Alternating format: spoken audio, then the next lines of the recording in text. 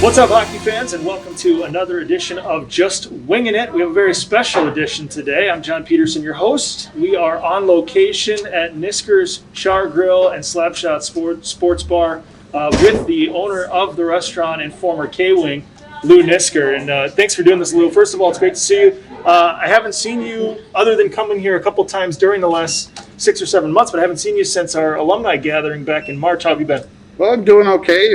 Keep busy here with the restaurant, and it took a while for me to piece myself together, but I survived it. I was going to say we'll get to the pandemic in a second, because I'm sure there's a lot of adjustments that have had to be made. The restaurant business is one that's been hit particularly hard. This is one of my favorite spots in town since I moved here last summer, and the Slapshot Bar is so cool and unique the way it's set up, and then of course the food is amazing here at Nisker's. How long ago did this idea come about for you, and how has it grown into what it is today?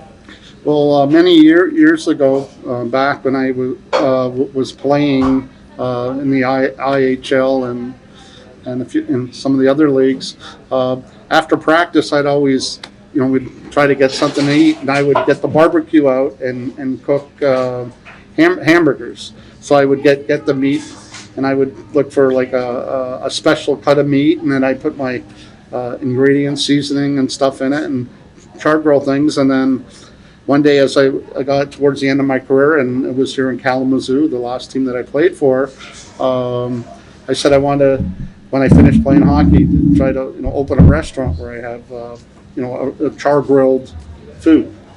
Yeah, the food, the menu itself, the cool thing to me is you can pick which type of sandwich you want, whether a burger or chicken sandwich or whatever, and then pick exactly the style you want or build it yourself. And then, of course, the poutine.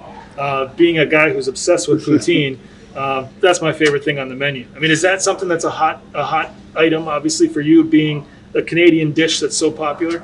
Well, I wasn't certain. I really haven't had it on the menu maybe, I'm guessing, about 3 years now. Wow. And didn't know how people would accept to it, but I know in Canada it's very popular.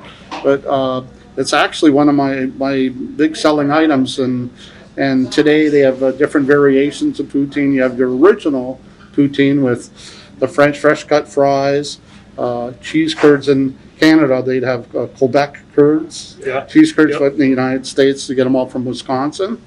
And then you put your traditional brown gravy on it, and that'd be a traditional poutine. But now they have different variations. We have a poutine where you add, there's one called a smothered Lou, just happens to say Lou. Yeah.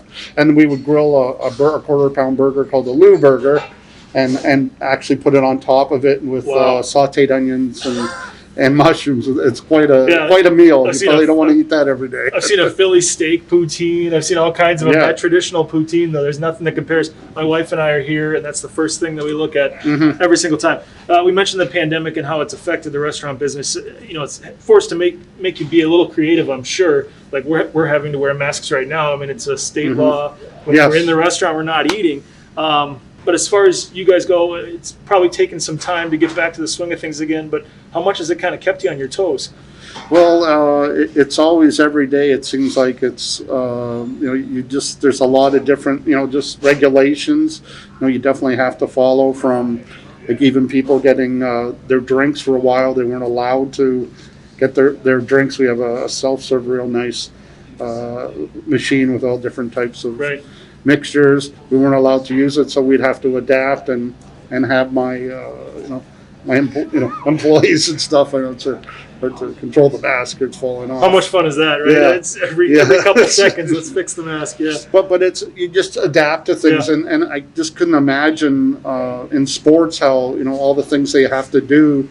A player has to sit out and go to this amount of time, and if this one has it, then you have to. It can get very complicated. Like I said, the last time I saw you where I could actually talk to you was in March at the alumni gathering, the last one. And usually that's a regular gathering with a big group of former K-Wings that show up and tell old stories. And usually this is the spot. This is the go-to spot for us. So, what do you love about those meetings and seeing some of the guys again and being able to catch up? Well, it's sort of funny that, you play with the guys, and the guys that have the camaraderie and you all live, in the city within so many miles of each other, but you never tend to, now that hockey's finished, you don't get together, frequently or whatever, and those relationships and friendships that you had with with everybody, it's just really nice. All of a sudden we move on, we're a bit older, and it's been really pleasant, a pleasure to meet the guys you played with, and then other players have played in different eras, decades of the hockey and everything, and it just brought everybody together, and everybody really enjoys getting together to do it. But now with this COVID thing, it's sort of been put at a halt, but hopefully soon we can all get together. You spent the last 2 years of your career here in the mid-'80s, the 84-85 season, the 85-86 season. So you ended your career here, and then you stayed, and you've been here since. Well, what was it? What hooked you about Kalamazoo that made you want to stay? Mm-hmm. Well, when I came here to Kalamazoo, at the time, I had played on the eastern side of Michigan. I played in Flint. I know they were the enemy, and we had it was a successful time for me. We actually won the Turner Cup. But when I came to, and there was a lot of things I saw there, like the auto industry and that, but unfortunately it started to, the auto industry took a bad, started to, go down in the industry. And here in Kalamazoo, it just seemed everything was a little more, like Pfizer or Upjohn Company at the time, of course. Ted Parfett was team in. I just really enjoyed this side of the state. It's close to to Chicago and all these places, very convenient, and just the small town people. Everybody was just so friendly, and I just liked it. I grew up in a big city in Canada, in Toronto, so I sort of liked the lighter pace. Exactly. Well, and you mentioned you played for Flint, a big rival of the K-Wings in those days. And before you came here, the year you actually came here, it was mid-season. You started with the Toledo Gold Diggers, another rival that that city-to-city rivalry has continued to this day, with the Walleye being the team there now. But what do you remember about that 84-85 season coming to Kalamazoo midway through the year, and how that all went down? Well, I remember I was at the point in my career we'd won the cup, and then I went to I believe it was at the Toronto Maple Leaf camp, and I got shipped around to the American League team, and then all of a sudden, right at the end, they said, if you want to play hockey, you have to go back to the IHL. So when I got back to the team, I was supposed to go to Flint. The coach, Dennis DeRosier, and that, he said, well, I got my team. I didn't think you were coming, and I don't know. And, so he said, I'm going to, move you along to someone else. So quickly, within a day, I was in Toledo, and then I'm like, I don't know about if I want to play in Toledo. They played in this old barn. Rains a lot there. Yeah.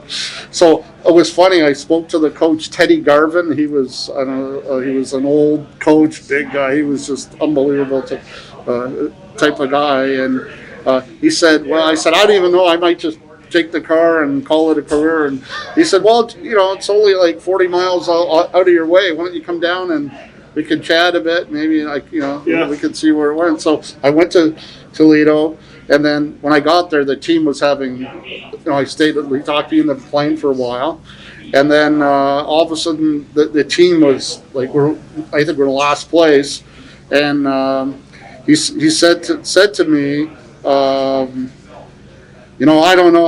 I think I'm going to I might be, I like you here, but I don't want you playing here. And I said, well, can I go to Kalamazoo? Yeah. So quickly he put me on the season. It was like just into going, I think, towards November. And bang, they said I was, and then the coach of the Kalamazoo was the ex-coach of Toledo. And we were to beat them out in the playoffs. So it's all connected somehow. Yeah. And he was excited to have me billing us. And that's how I got to Kalamazoo, and then I thought this might be a good place I was looking ahead too, that being a good place to start maybe a burger place. So I liked the city, I fell in love with it. And the rest is history from there. And it's crazy how small the hockey world is. When you got here, you had 79 points in 78 games, so over a point per game. You had 100 and 45 penalty minutes in those 2 seasons. Back then, that was no big deal. Right. You get to that number Defending pretty myself, quick. I wasn't much of a... Yeah.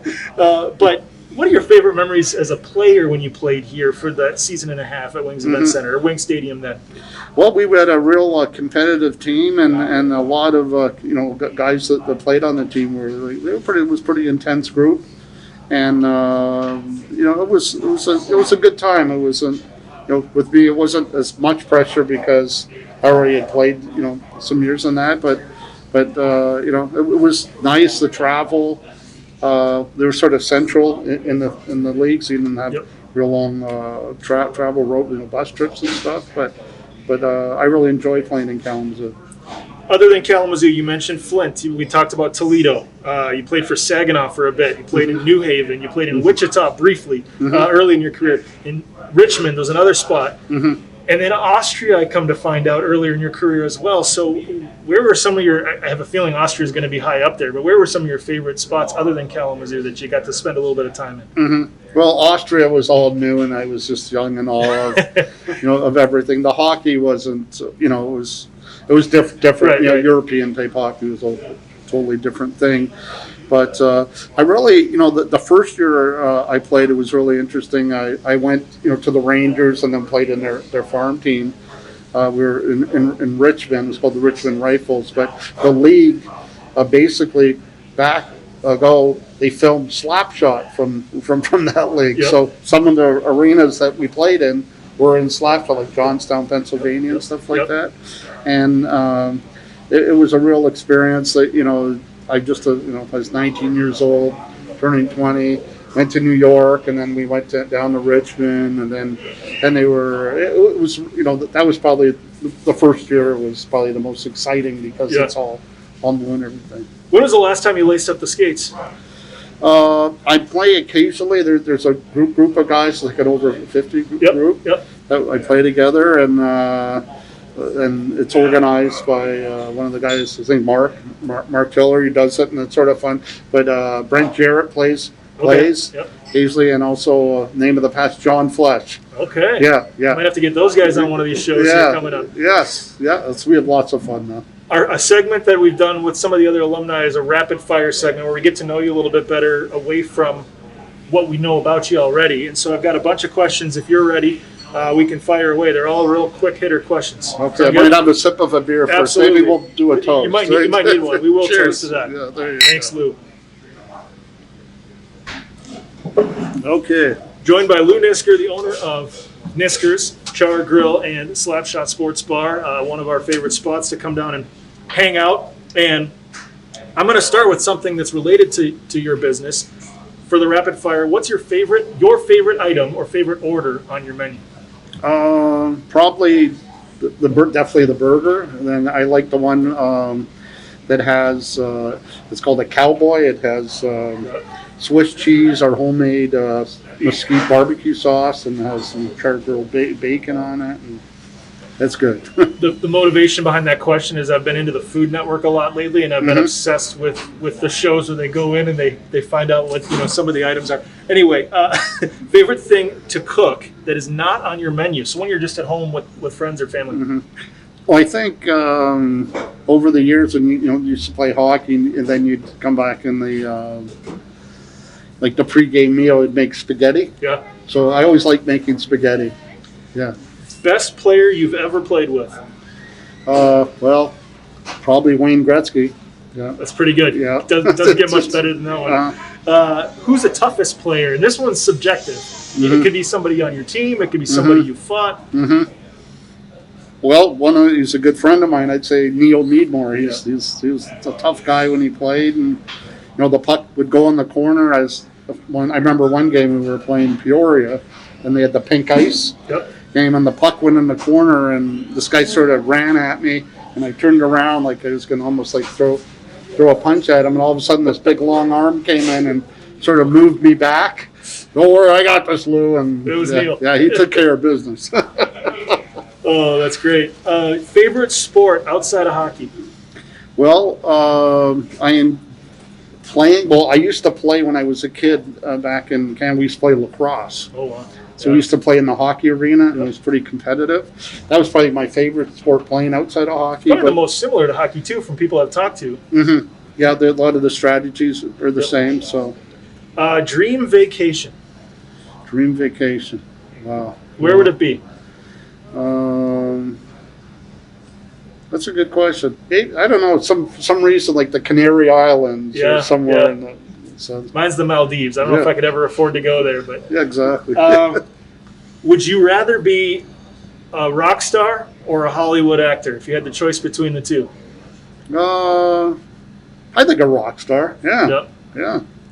Who would play you in a film? This one's tough. Mm-hmm. Any actor out there that would play you in a film? I don't know, maybe Robert De Niro or something like that. That's a good one. Yeah. Let's see. This one's no fun, but I asked this to another alumni member. If you had to live either in the middle of nowhere, Siberia, or in Egypt in the middle of the desert, where would it be? One of the two. Probably in the desert. The desert. Yeah. I like cold, even though I came from where it's cold. Most hockey guys don't like the cold. It's so funny. If you could go 100 years in the past or 100 years in the future? Mm-hmm. I think in the past. Yeah. Safer. Yeah, exactly. Simpler, right? Simpler. Maybe that's a better way to put it. I would have to learn anything. This one's fun for the kids watching. If you could be best buddies with Mickey Mouse or Donald Duck, which one? Oh, they're both pretty good. They're both great, yeah. Mickey Mouse. There you go. If you had to choose between water skiing, downhill skiing, or cross-country skiing, what's your favorite, or which one would you learn? Definitely downhill skiing. Yeah, my parents and all that used to ski a lot, and my brothers. Yeah. In fact, one of my older brothers lives in Calgary. Yep. So he goes skiing a lot. So that's a great one. Favorite beer? You've got a lot of good ones on tap here at Niskers, but it doesn't have to be one here. It can be something else. You got a favorite one? Well, I don't know. When I go to Canada, I like Sleeman's beer. It's like a Canadian type beer, but I don't know. I like sort of mellow beers. It's not too. My favorite Canadian beer, which I don't know if you can find it in Michigan. I haven't tried, I guess, but Kokanee. Yeah, Kokanee. Yeah, British. That's a good beer. In St. Paul, Minnesota, where I'm from. So that's a good one. Let's see. Favorite idol growing up. Favorite idol? Might have been Gordie Howe. Yeah, he was. I got a question about Gordie Howe in a second I want to get to. My last one from the rapid fire. The next Canadian team to win the Stanley Cup. Now, it's been 27 years since the Canadiens did it in 93. Mm-hmm. In your opinion, given the state of the NHL right now, who's the next Canadian team that's going to win it? Well, I might be going out on the limb. I grew Toronto. They haven't won since 1967, so I guess they're due. All right. Well, Lou, I appreciate all of this. And my last question for you relates to just the ambiance of the restaurant. Again, such a great place to come. But one thing you notice the second you walk in is all the pictures you have up on the wall, all the great sports decorations, all the memorabilia you've gathered throughout the years. There's got to be a story behind one of them. And one that stuck out to me when I'm at the bar is a picture of Gordie Howe. Mm-hmm. Yeah, that picture is interesting. I believe that the gentleman used to go to a lot of K-Wing games. It might have been in the Booster Club. I believe his name was Phil Davis. And one day he came by with a couple of items, memorabilia items, and he said, "Hey, I think you're interested in them. I'd really like you to have them where people could see them all the time and everything." And this particular item was a 1957 Sports Illustrated. And he was Gordie Howe and Ted Lindsay were on the front of the magazine. Yeah. And he at the time had Gordie Howe had a signature on it. And I ended up, that's probably the favorite thing. I hung it up, but it was funny that one of my customers, he was a big Red Wings fan. I showed it to him. And he said, "Well, you don't have Ted Lindsay's signature on it." I said, "Well, I don't know how I'm going to get it done." And he's like over 90 years old now.